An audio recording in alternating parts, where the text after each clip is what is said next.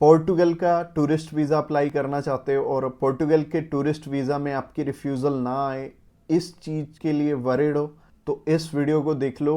चाहे आपका already refuse हुआ है, चाहे आप नई सिरे से अपना वीज़ा अप्लाई करना चाहते हो और इस टाइम रिफ्यूज़ल के क्या क्या कारण आपके रह सकते हैं, इस वीडियो में कंप्लीट डिटेल आपको मिल जाएगी।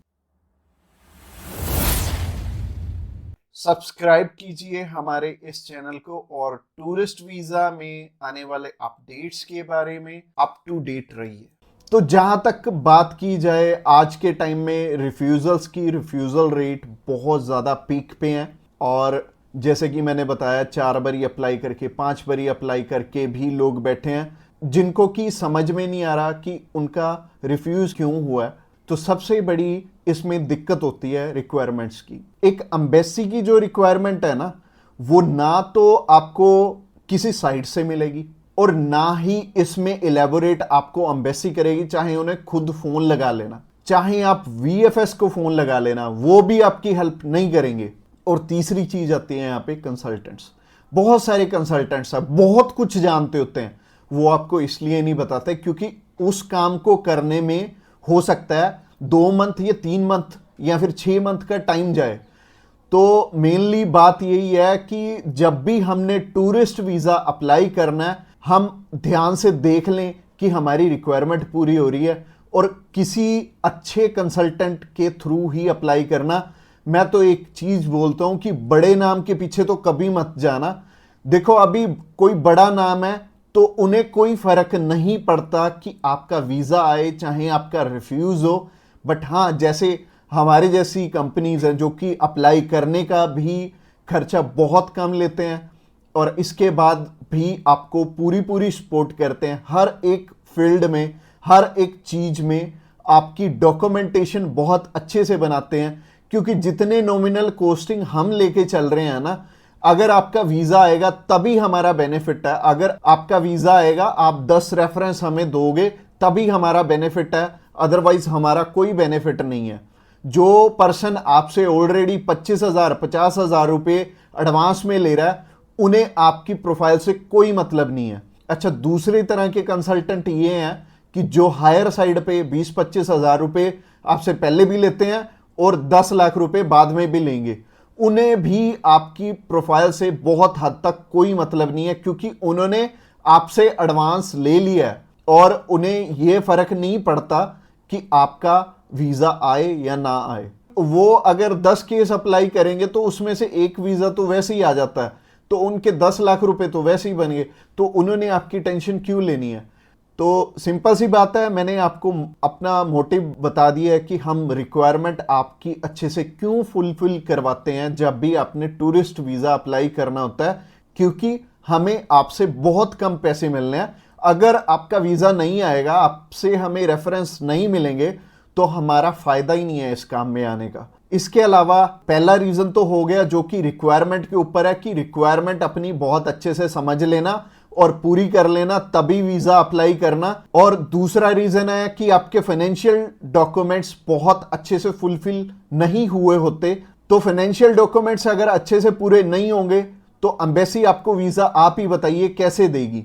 उन्हें एक प्रॉपर प्रोफाइल चाहिए, उन्हें ऐसी प्रोफाइल चाहिए कि स्टेप बाय स्टेप आपके सारे डॉक्यूमेंट्स आपस में मैच कर रहे होने चाहिए। जैसे कि आपका जो ऑक्यूपेशन है, वहां से आपकी कितनी मंथली इनकम आ रही है और क्या वो उसी प्रोफेशन से इनकम आ रही है आपकी, और आपके फाइनेंशियल्स आपस में मैच कर रहे होने चाहिए, तभी आपका वीज़ा लगेगा। तो अगर आपको नहीं पता है कि आपके फाइनेंशियल मैच कर रहे हैं या नहीं कर रहे, तो आप क्या कर सकते हैं, आप अभी हमें कॉल कर सकते हैं। आप जान सकते हैं कि आपके फाइनेंशियल अच्छे से मीट कैसे होंगे। और कॉल तो आप इस वीडियो के एंड में ही हमें करना, क्योंकि आगे जो रीजन है वो भी बहुत स्ट्रॉन्ग रीजन है कि आपका वीजा इन कारणों से भी हो सकता है। प्रोफाइल का तो मैंने आपको बता दिया कि आप हमें कॉल कर लेना।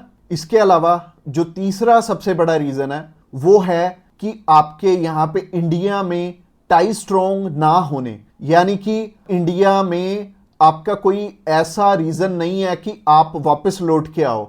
जैसे कि मैरिड है अगर कोई, तो उनकी वाइफ उनका रीजन बनती है वापस आने का, और अगर कोई अनमैरिड है उसको थोड़ी सी प्रॉब्लम ही आती है, बट इसका भी सोल्यूशन है कि आप बेटर है, अगर आप 20-21 साल के हो, 22 साल के हो, तो बाहर जाने के लिए मैरिज तो करोगे नहीं, तो कर क्या सकते हो, आप अपनी मम्मी या फिर अपने पापा में से किसी एक जने को अपने साथ में अप्लाई करवा लो। इससे क्या होगा कि अगर मम्मी आपके साथ जा रही हैं, आपका नहीं है वापस आने का स्ट्रॉन्ग रीजन, बट उनका बन गया, तो उनके चक्कर में आपका भी वीजा आ जाने वाला है। तो आप कर कह सकते हो, या फिर मम्मी या फिर पापा को अपने साथ में अप्लाई करवा लो, तो ज्यादा अच्छा रहेगा, आपका भी टाई स्ट्रॉन्ग हो जाएगा। तो तीसरा रीजन हो गया। रीजन नंबर 4 की तरफ बढ़ते हैं, और जो चौथा रीजन है वो ये रीजन है कि आप यहां पे घूमने के लिए जा रहे हो, आपका पर्पस मैटर करता है। जब आप कवरिंग लेटर बना रहे हो, तो कवरिंग लेटर ये तो आपके हाथ में नहीं है, ये तो आपके कंसल्टेंट के हाथ में है कि आपका पर्पस बहुत ज्यादा स्ट्रॉन्ग होना चाहिए, तभी आपको एक कंट्री वीजा देगी। और वीजा उन्हीं को मिलेगा, लाखों लोग अप्लाई करते हैं जिनका की एक पर्पस होगा, जिनका एक कारण होगा बाहर जाने का। वीजा सिर्फ उन्हें ही मिलने वाला है जिनका एक रीजन बहुत ज्यादा स्ट्रॉन्ग होगा।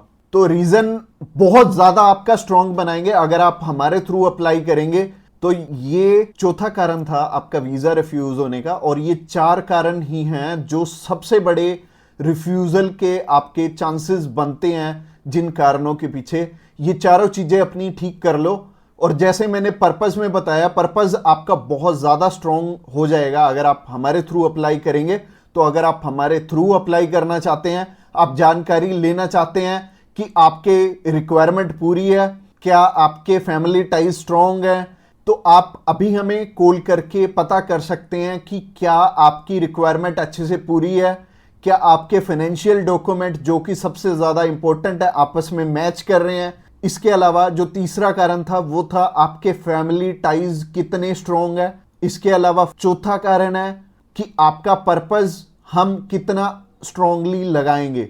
इसके ऊपर आपका वीजा डिपेंड करेगा। और वीजा चाहे आप फर्स्ट टाइम अप्लाई कर रहे हो, चाहे ऑलरेडी आपके एक रिफ्यूजल है, 2 है, 3 है, 4 है, जितनी मर्जी आपकी रिफ्यूजल्स हैं, मैटर नहीं करती। हमारे पास बहुत सारे लोग आते हैं, एक पर्सन का हमने अप्लाई करके दिया था और उनका टोटल 12 बार रिफ्यूज था, 13th टाइम उनका वीजा आया था। और मोस्टली लोग 1 बारी, 2 बारी, 3 बारी, तो बहुत सारे लोग रिफ्यूज होते हैं।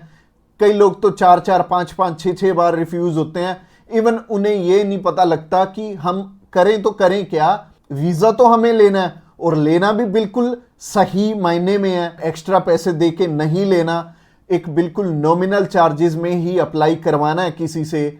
तो उस कारण में वो ट्रैवल हिस्ट्री वाली साइड भी जाते हैं। तो ट्रैवल हिस्ट्री वाली साइड मैं तो बिल्कुल नहीं बोलूँगा कि आपको ट्रैवल हिस्ट्री बनानी चाहिए, क्योंकि इस टाइम एयर टिकट्स ही इतनी महंगी हैं कि अगर आप एक कंट्री में भी ट्रैवल करते हैं तो आपका 70 से 80 हज़ार रुपये लग जाते हैं। इसके अलावा अगर आप 3-4 कंट्रीज में ट्रैवल कर लिए तो आपके 3-4 लाख रुपए खराब हो जाने वाले हैं। और जैसे कि मैंने आपको पर्पस वाली वीडियो में बताया था, 15 से 16 हज़ार रुपये में आप हमारे थ्रू अप्लाई कर लेंगे और आप कम से कम 3 लाख रुपए में अपना 20 बारी अप्लाई कर पाओगे। तो ट्रैवल हिस्ट्री पे बिल्कुल भी पैसे मत लगाना। इसके अलावा अगर आप हमें अभी कॉल करना चाहते हो, कॉल कर सकते हो नीचे दिए गए नंबर पे। और इसके अलावा आप हमें व्हाट्सएप पे भी मैसेज कर सकते हो। व्हाट्सएप पे मैसेज करने के लिए डिस्क्रिप्शन बॉक्स में लिंक है, उस लिंक पे क्लिक करते ही आप हमें मैसेज सेंड कर पाएंगे और हम भी आपकी inquiry as soon as possible हम लेने वाले हैं। और हमारी टीम्स ऑफ एक्सपर्ट्स हमेशा रेडी है और वो सारे टीम मेंबर्स को पर्सनली मैंने ही ट्रेंड किया हुआ है और आपकी हर एक ज़रूरत को वो समझेंगे और फिर उसी अकॉर्डिंग आपको गाइड करेंगे। और आपको बिल्कुल भी टेंशन नहीं लेनी, जब भी आपने वीज़ा अप्लाई करना है आप हमारे थ्रू ईजिली कर सकते हैं। अगली वीडियो हमारी सी टाइप के वीज़ा के ऊपर रहने वाली है कि सी कैटेगरी में बहुत सारे हमारे पास ऑप्शन होते हैं अलग अलग, जिनके थ्रू की वीज़ा अप्लाई करने में हमारा पर्पस बहुत स्ट्रॉन्ग हो जाता है। तो सी टाइप में जैसे कि बिजनेस वीज़ा हो गया, स्पोर्ट्स वीज़ा हो गया, कल्चर वीज़ा हो गया, मेडिकल वीज़ा हो गया, तो ये सारे वीज़ा के बारे में हम बात करने वाले हैं, जो कि हमारी नेक्स्ट वीडियो रहने वाली है। तो आपने क्या करना है, हमारी नेक्स्ट वीडियो को भी जरूर ध्यान से देखना। Thanks a lot for watching this video till the end, और मिलते हैं किसी बढ़िया सी वीडियो में नेक्स्ट टाइम।